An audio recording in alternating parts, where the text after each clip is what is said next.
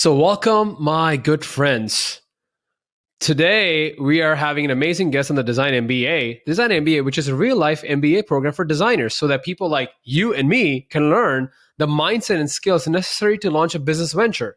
So, today's amazing guest is Matt Mills Miller, or as he's fondly known as Mills. Mills founded digital product design studio Us2 with John Sinclair in 2004. In the 14 years since, Us2 has expanded to include an independent game studio, Us2 Adventure, a startup fund, and incubator that supports early-stage startups and digital companies. The company's driving ethos is to create meaningful products and services. Alongside designing products for the likes of Sky and Facebook, it developed Google DeepMind Stream app, which can be used to remotely monitor patients from hospitals, and created the phenomenally successful mobile and tablet game, Monument Valley. Mills stepped away from his operational duties at Us2 to head up Adventure, which provides support, investment, and a workplace for startups at his London studio in 2017. Without further ado, Matt, my friend, welcome to the show. Whoop, whoop, whoop. Oh my God, it's so good to hear you call me Matt. I don't think it's only my mum and my wife and you call me Matt, which makes you're in a special trio there. But it's good to hear. I mean, usually I'm Matt when I've done something wrong, which maybe I have done something wrong. So you know something I don't, mate. But no, lovely intro, dude. It's lovely to hear that stuff, especially with sort of the stuff we were talking about before this, and going through all the changes I've been going through. Yeah. So it's kind of nice to be reminded. So I'm curious, man, going back, literally like turning down the clock, what led you to create your own design agency, Us2, instead of just saying that, hey, I'm going to work at some other company as an employee? I think I always had this inherent sort of need and requirement to prove something to myself. I don't know, it's something to do with my background. That's what a therapist says. But, I am dyslexic. I actually discovered recently, or in the last year, that I have ADHD. And I guess part of, that combination, I think, has meant that, oh my God, I've ruined you told me to turn it off. My blooming wife was phoning. That's part of the fun of this thing. It's just so lo-fi, hi-fi at the same time. So it's ring. I got a ring downstairs. But I think that combination of those two things meant that I've always felt the need to do my own things. And I found it really difficult not to be told what to do, because I'm more than happy to follow instructions. But I think that just meant that deep down, I always knew I wanted to create something that was going to be mine. I always had this feeling at school, and that led, into university, that I wanted to do things that were different to other people. I'd say cringe, but it's not cringe. I really get frustrated with sort of conventional ways of doing things. And I find, and I think that's actually down to the fact that being dyslexic and having ADHD meant that I had to come up with new ways of approaching problems that weren't conventional. Mm-hmm. So anyway, going through university, I used university as a time I studied graphic design. Mm-hmm. I used it more as a chance to grow up. Definitely no way I didn't do that much work. I mean, I think deep down I had a natural, basic sort of grasp of design. I like to think at the time I was good at design, and probably meant that's the reason I didn't do much work. I was probably a bit arrogant. But my my best friend Sinks, or John Sinclair as you call him, he gets called Sinks these days. He was down in London while I was studying over in a place called Bath, which is west of England, and. Mm-hmm. I think we had always been friends since we were 11, and we always had this real appreciation for design. I think when you're young, I don't think you know exactly what it is you want to do, but both of us came from families that appreciated and understood the power of design. So we're very lucky in that context.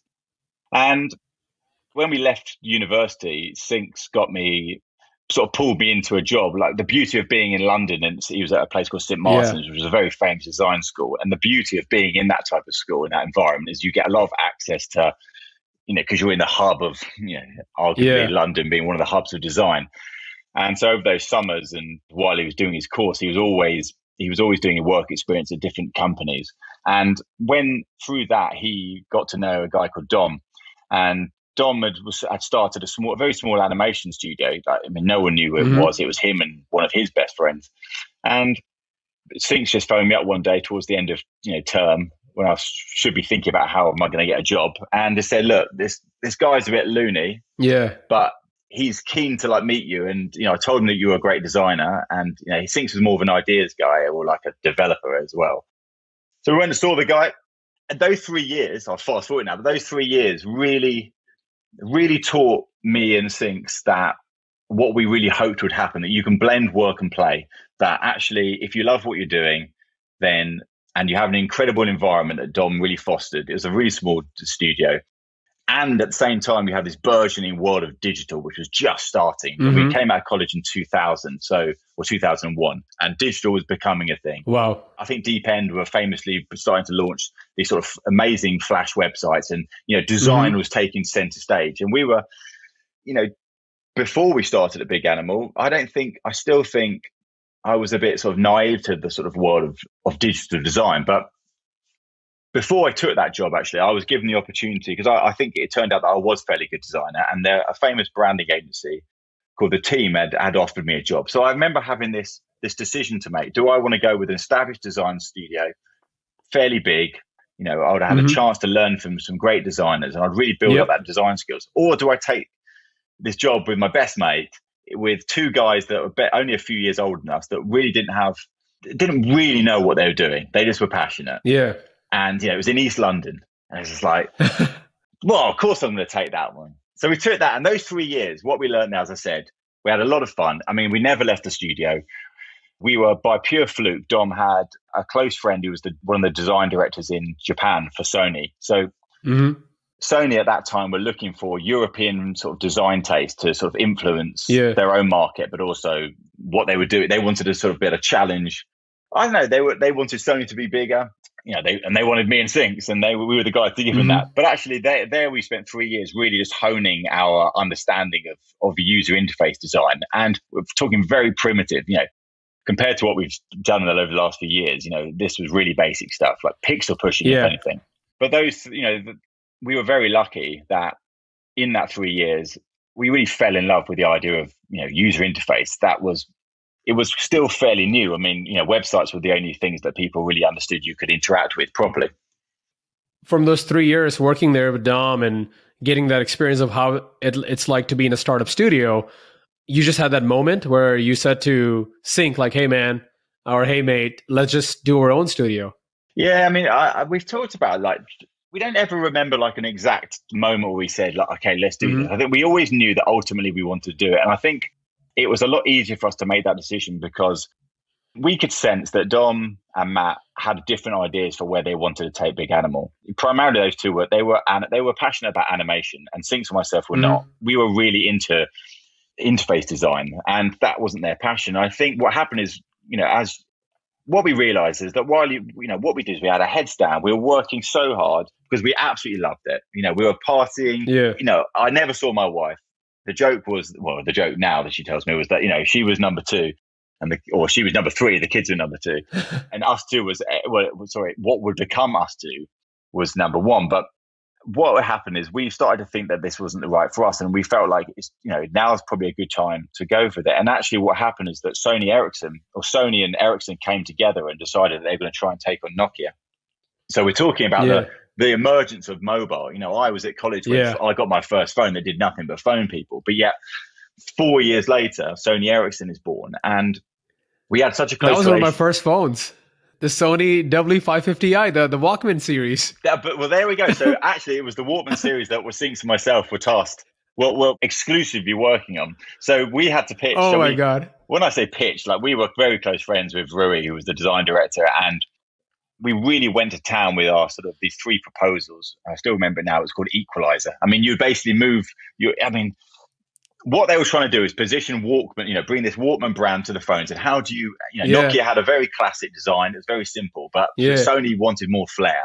And, they wanted us to push it. And we definitely did push it. And, some of it was unusable in some way. But we won that contract. And that contract was for Sinks and myself to basically be hired continuously for the foreseeable future.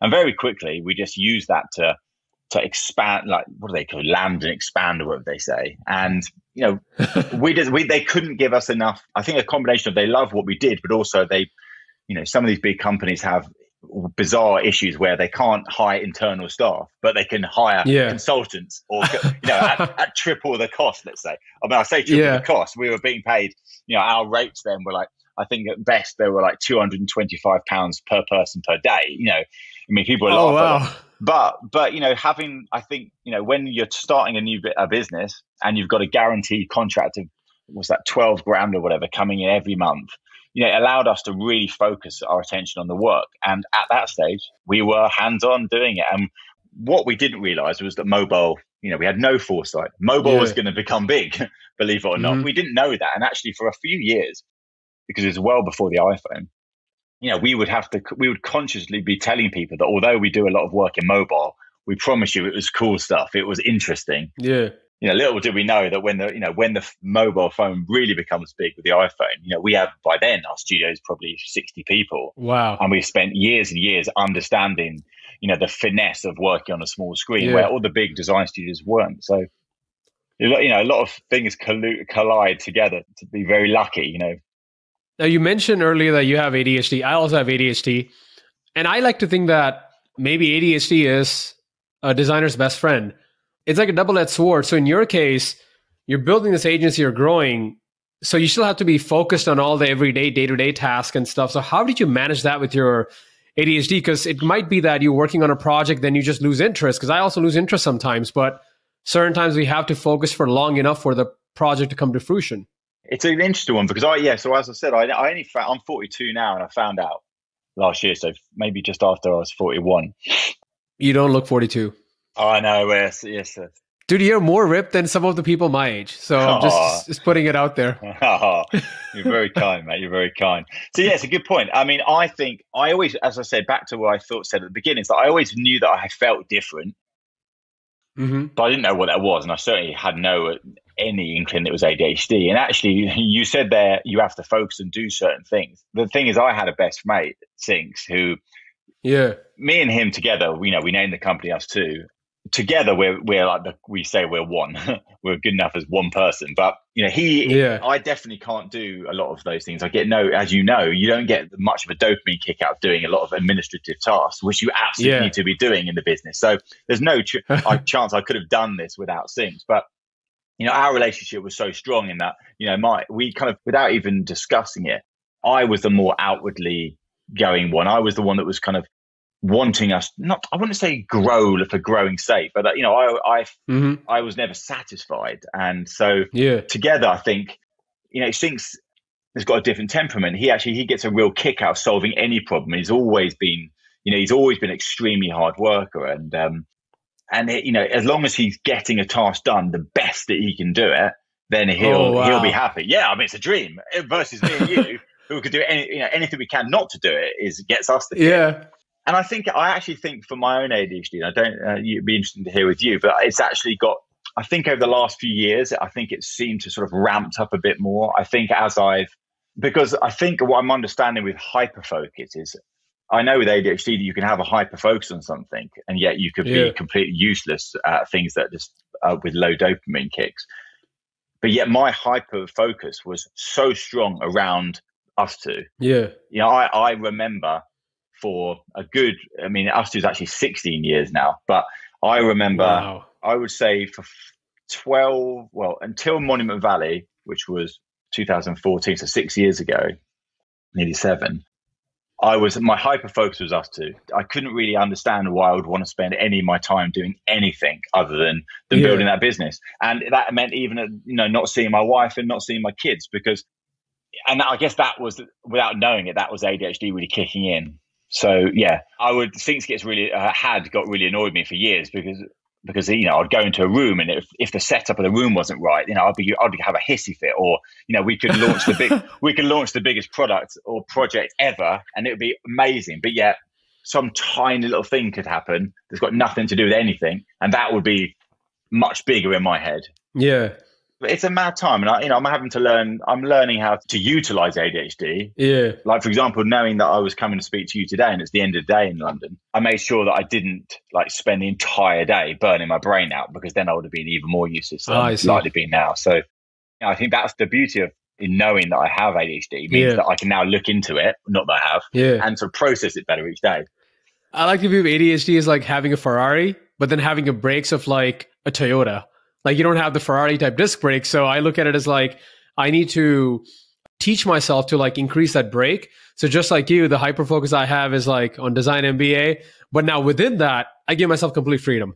Like if I want to like do an interview today, I can do an interview. If I want to like write a blog, then write a blog. So, or even reading books, like read whatever you want. So there's times and areas where I give myself the freedom, but then there are areas where either like I outsource to someone like the administrative task, or have someone hold me accountable. Like, all right, you said you're going to do this. What happened with it? I think that accountability thing is definitely is a strong thing. And it's something I wouldn't say suffered from over the last few years, but I think, where I am today, at one point, we're running a business with 400 people around the world, and we've launched, by then we've also famously made a game that finally has done well after like 16 attempts. And then we've got a game studio. I guess as it got bigger, I didn't lose passion for it, but I think looking back now, it was no longer right for me, because where my skills are is their very early stage tactility, where it's less about, it's not about the optimization, it's not about the systems, it's not about the processes that you absolutely need to run a big 400 person company. It's about heart, it's about belief, it's about risk that others won't risk. And I think, so I started, investing our money, my own money, into very early stage creative companies. And again, I didn't really know that I was just doing it. Now I realize now, when I'm not so involved in us two, in either of the businesses, is a real passion place for me. And it allows me to frenetically jump. So I can go full in for an hour on a startup, love them, help them out. Yeah. And then I can go to the next startup the next day, because they probably got sick of me in that hour anyway. And I'm constantly getting excited because there's always a challenge, or there's something I need to hype for them, or a network. So you're getting that dopamine kick, and then you're also utilizing the ADHD now in a way by investing in so many different companies and getting to work with a new team or a new company every day. It is. And it's a well said, mate. It's exactly what it is.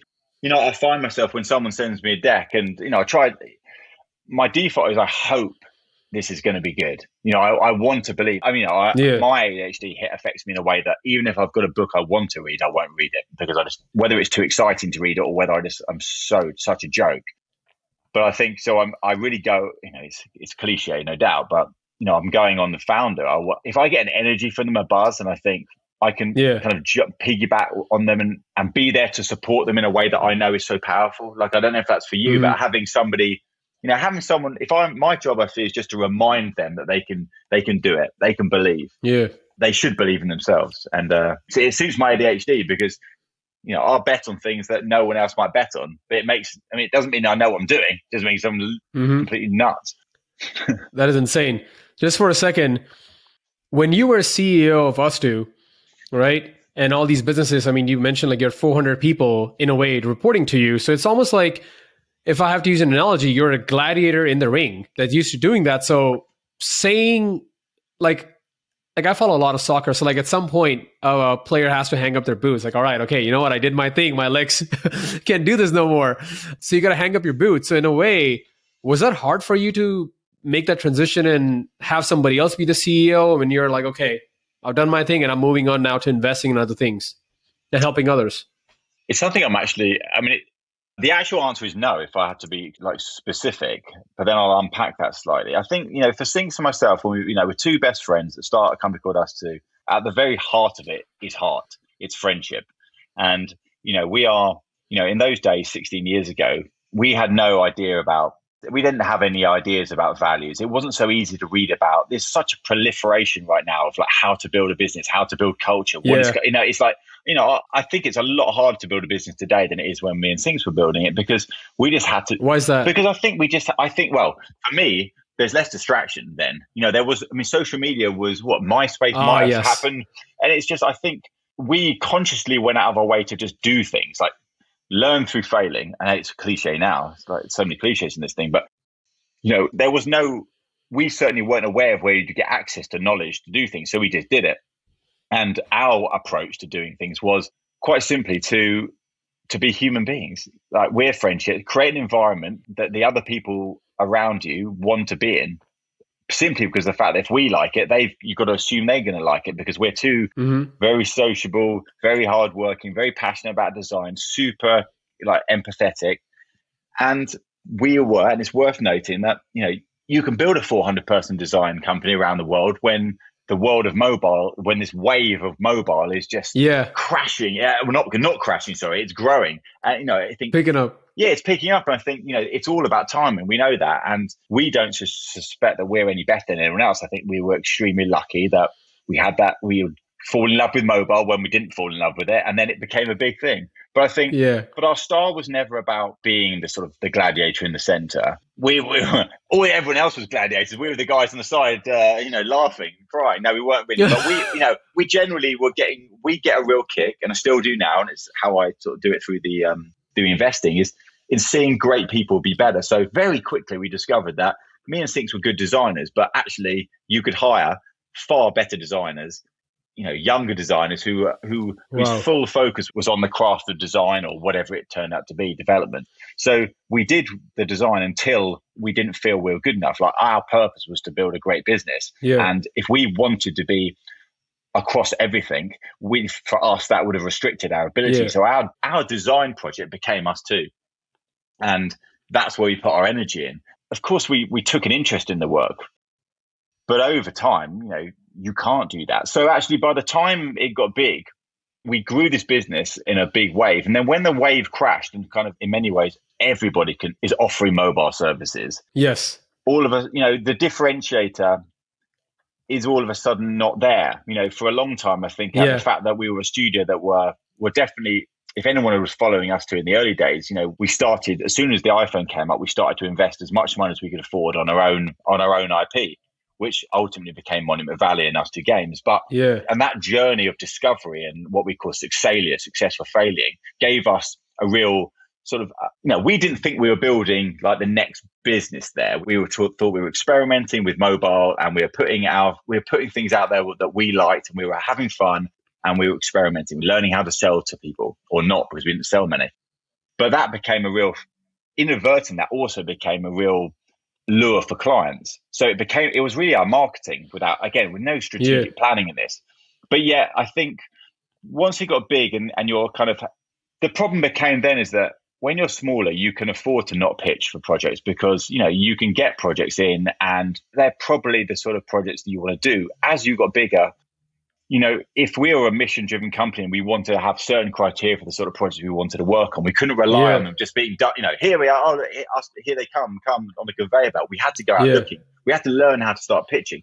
We had to learn how to grow up. And actually, what we realized is, in building a 400-person company, which was all about what we refer to as being a fampany, which was this idea of, we're not trying to say everyone's a brother and sister, but what we're trying to blend this idea of heart, again, like compassion for one another, bring your whole self to work. Thank God that's an actual big thing now. But we were doing that many years ago. We wanted people to be real. And because we role modeled that every day by never being seen to be the boss, like no one would know we were the bosses, because we just treated people well. Anyway, when things started to go really, really wrong, and God, we could go on it forever, but I think after Monument Valley, that was such a big moment for us. And at that stage, that was essentially a side project within one of our studios, the London studio. And that did so well. It really made Sinks and myself think about, how can you have a 400-person company that sort of makes this sort of money, or it's this, and it's less about the money it makes, but it's like the hard work and energy you have to put into it. Or a team of 8, if you get it right, can make something that's so charming that all of a sudden people know who Us Two is overnight, whereas 8 years before that never heard of us. So we took our after balls. We talk about this very openly, that I think if the fampany see the founders sort of looking at a new toy, that combined with the fact that we probably were more of a cult than we were a properly operationally rigorous business. It was hard. And we went through a couple of years where or a good year where we thought, do we want to do this anymore? And we decided we did. And we decided that we had to grow up. We had to make changes. We brought our chairman in first, and she helped us understand, what our skill sets were. And we brought a CEO in, Carsten, who's been with us for 3 years now. I call him a professional CEO.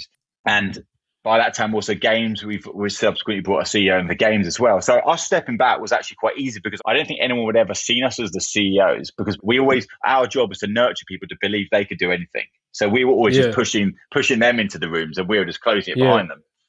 So I've probably gone on far too long there about that. But I think No, it's like you made yourself independent of the brand. It's kind of like similar to what the Google founders have done, or Alphabet now, is they have disengaged themselves from the brand so they can focus on other moonshot projects. I like the analogy there. That we're very similar to those guys there. But no, but you are absolutely right, and I do think it's less conscious of that. I mean, I actually think, and I've heard Sync say this many times, is we've always wanted to do what's right for the business. Like that means that ultimately it's more important to us that us two does well than it is. I wouldn't say that me and Sync do well because we've got to survive, but the right thing to do was to bring. It needed a proper CEO. We need to back that CEO. We need to let them have the space. We need to tell them and help them understand that we're not trying to get them to protect what we were. We want them to use the platform to become something else. And I think in that disengaging and suddenly spending a couple of years of helping the transition, and it's what you called me the CEO at the beginning, but actually I don't think I ever definitely was. Sync actually did have to step in and sort of give himself that title in order to sort of teach the company about this idea that all of a sudden there is a figurehead as opposed to we're all in this together. Yeah. But he was very happy when we found Carsten because, he was more than happy to not do that anymore. He was good at it, but actually he did a job.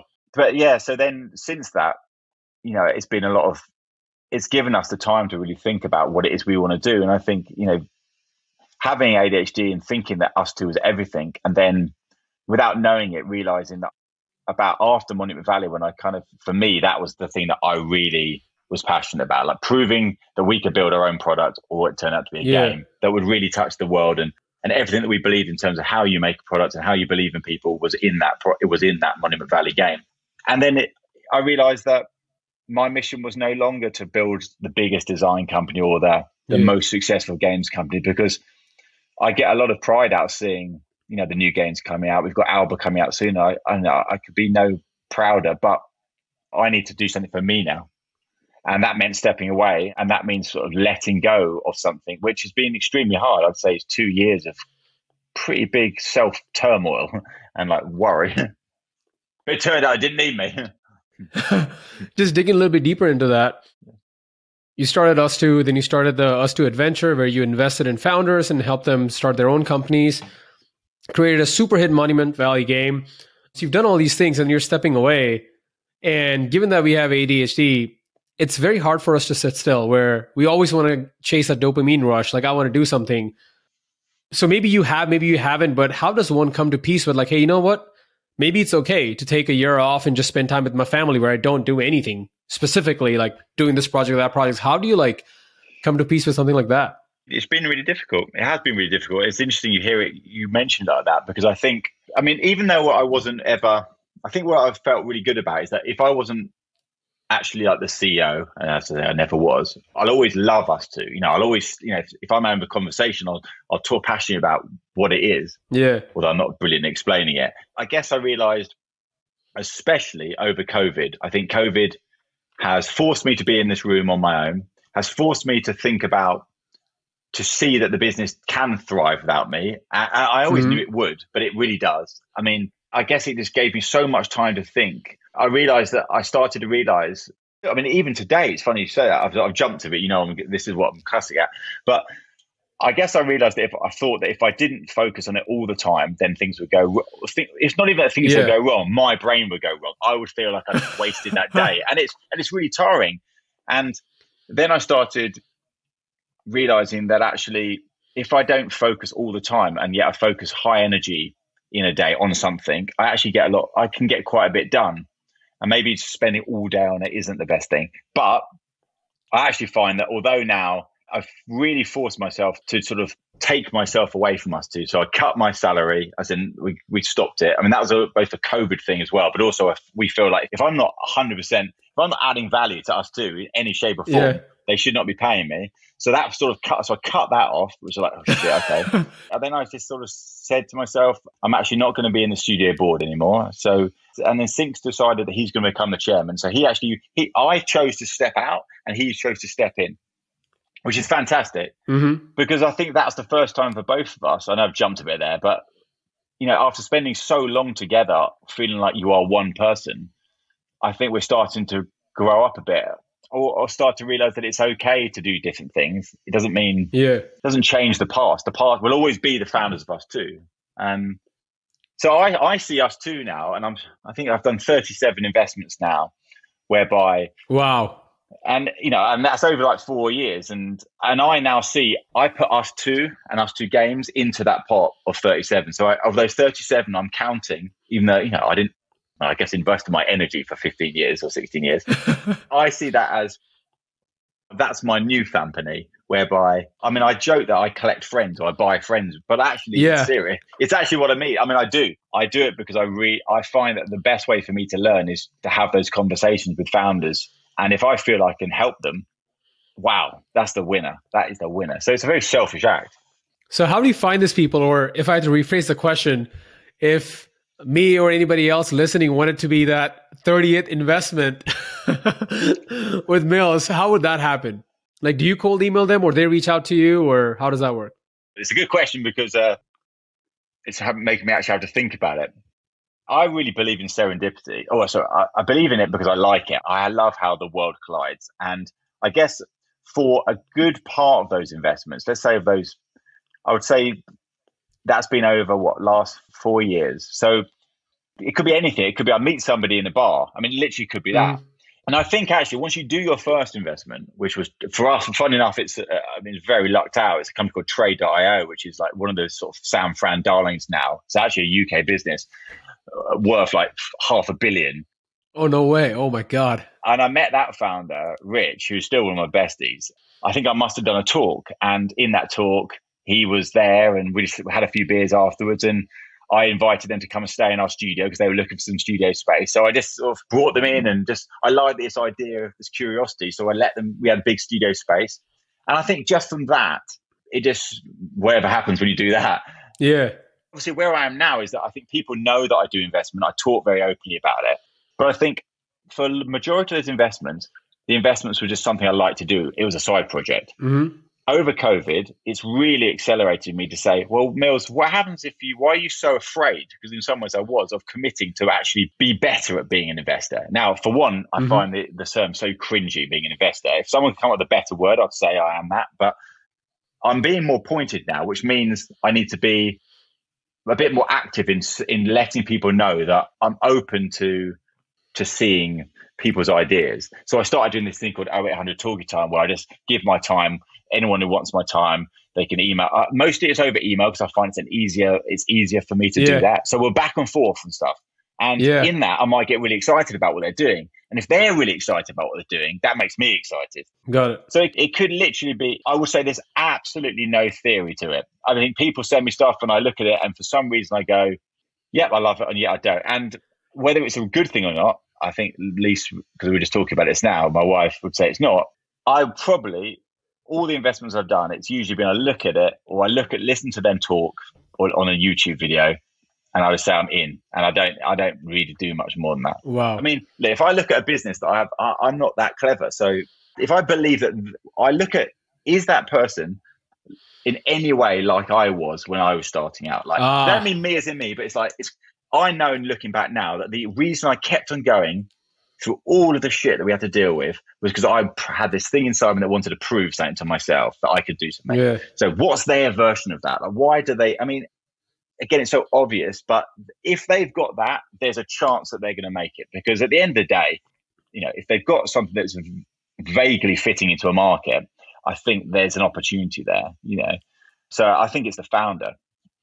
And then is there any fear, like any entire portfolio that you have, like a big company that you missed out on for whatever reason that you can talk about? I've started doing some investments in America now, and I guess I could get into that track of doing that. I talked about Traders then, and that was I think that's a real outlier for me. That's a SaaS business. Well, actually, another one is as big, but I tend to not go for those types of businesses. I understand SaaS, but it's not really my field. I'm actually not embarrassed to say that I like businesses that make money, that understand how to grow, that are passionate, that are in no rush, that there is a business model that makes sense that I can understand. It's probably because I did the same thing myself. And I get such a kick out of being on that journey with them that, I'm not Obviously, I don't want them all to fail. Yeah. But I'm not in a rush. That's not my primary. My primary motivation is not this. I'm not an investor that has to make money in order to survive. You're pushing them to go for a moonshot exit. You're not trying to do any of that. No, because I mean, it's not that I'm massively wealthy or anything like that, but I'm not investing I'm not, my job, like it was to build Ustoo, is not to be an investor. I have a passion for this industry, and I get such a motivation out of networking those founders, of learning with them. I'm super lucky with that. So, anyone that does well, it's like, wow, brilliant. I can collect more friends with that money.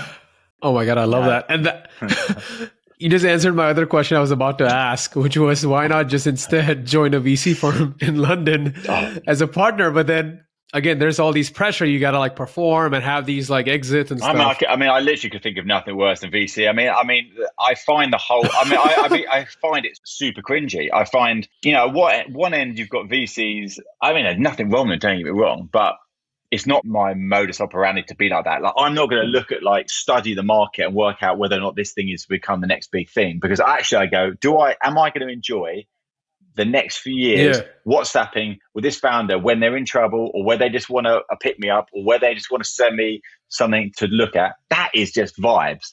That's cool. And I believe that. I believe that strategy, because I actually turn it into, I believe that strategy can be just as financially rewarding as the one where you've got absolutely no sort of gut feel and you're going purely on what is the coolest thing?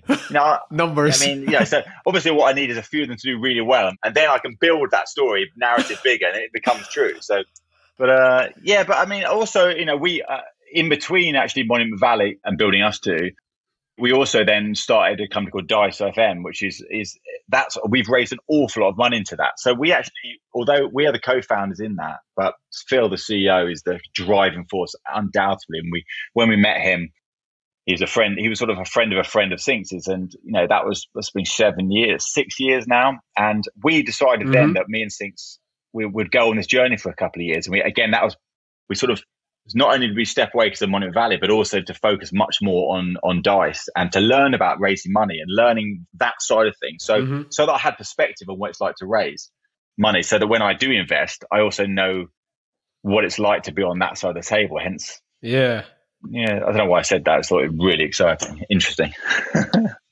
No, it makes sense because, one of the quotes you said, and I'm just going to read it out loud, a couple of quotes, and then I'll make the point I'm trying to say. You said, I never focused much on commercial success and instead just enjoyed the journey of making. And then you said, if you provide client services for a startup, you need to know what it's like to have built and launched one. So essentially, as a person who's helping other entrepreneurs, I feel like you've raised money, you've built successful products, you've been through the whole journey where I or anybody would rather talk to you than the marquee VC partner, just because you've been there in the trenches. So I think that gives you more of a power to relate with the person on the other side of the table. And there's an interesting one there, because this morning, I get up super early now, because it's like I get up at 4, which sounds like heroic, but it's just, it sounds heroic, but I actually do it selfishly because it gives me a couple of hours where the world is asleep, or certainly is over in London. Yeah. And this gives me a time to put stuff together in my head. I actually think that, in answer to your question you asked earlier about why do people come to me, well, I realized it's usually networks. It's purely network, because there's actually nothing you can really find out about me, that really points to the experience I've actually had. If I start taking myself a bit more seriously, which I've always had a problem with doing, talk about that journey, then that's what the founder does buy into. That all the founders that I've backed love the fact, most of them are aware of Ustoo. Definitely they're aware of Monument Valley. They know of Dice. They see that I've invested in loads of others. You are there. I guess they want that experience. So you're right. I guess now you so kindly sort of highlight that stuff. You're right. I have done a fair amount of stuff. Yeah, I have. God, I'm such a hero.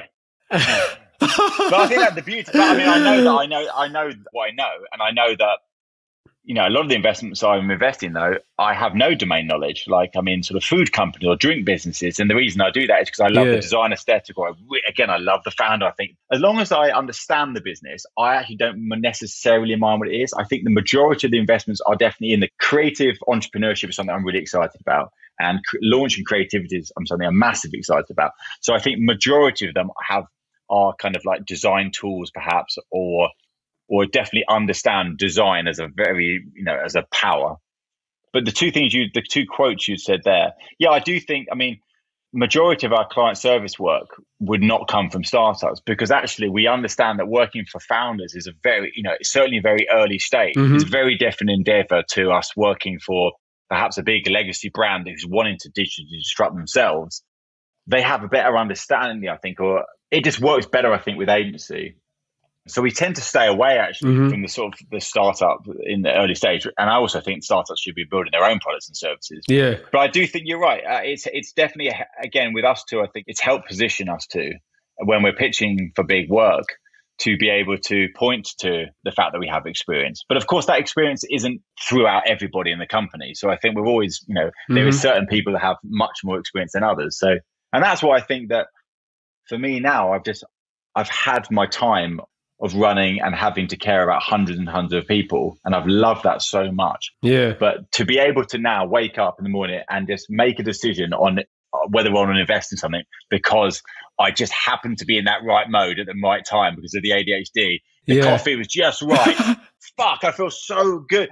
It does happen like that. But I do believe that, as long as the business is not completely ridiculous, there's as much chance that will do well as one I spent years working out for it. So what advice would you give to design entrepreneurs that want to start their own thing? And maybe if they have ADHD, how can they leverage that? I'm definitely always at pains to sort of, when I talk about my history, I acknowledge the fact that I've always had Sinks, which I talked about as a vertebrae. I've had Leafs, my wife, who's been with me for 25 years. And they have always, without them directly knowing I had it, I've always been the same type of person, and having those two has allowed me to be more me. So I've leaned much more into ADHD. The first thing I say to anyone that when they contact me is, and they say they want to start their own, let's say, design agency. Yeah. I really try to just get to the bottom of the simple thing is like, do you get passionate about doing the hands-on design, or do you want to build a business? Because they are different things. And, you can obviously run a design business and be the hands-on designer and hire somebody else ultimately to run the business. Obviously, I did do that. But I think, I tried to get to the bottom of what are they passionate about, because Sinks myself was super passionate and about building a business. And, I tweeted out the other day, a classic for me that I always remind myself is, I felt like I was not the CEO for the first few years. I was the head of cleaning up piss from the toilet because somebody kept on pissing on the floor. And my job was to make sure that if clients came in, if I go into the toilet and there's piss on the floor, I can't leave it there. And funny enough, when I put that out there, so many founders said, oh my gosh, we must have hired the same dude as you, because that happened in our place as well. And I think, oh my God. but I guess for me, why that's so important is because, obviously there is a lot of shit you have to deal with all the time. And it can be, now I look back, one of the things that I found particularly difficult was I always took people leaving to heart.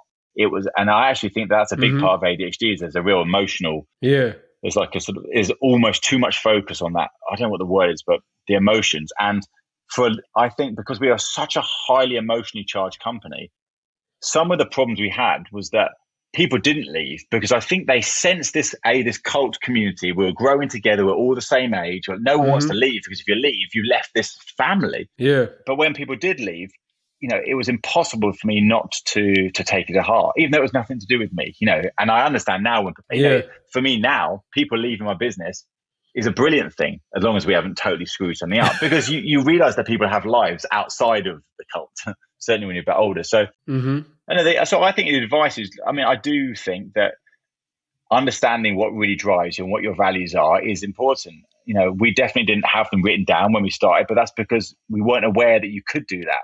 And we were living those values naturally.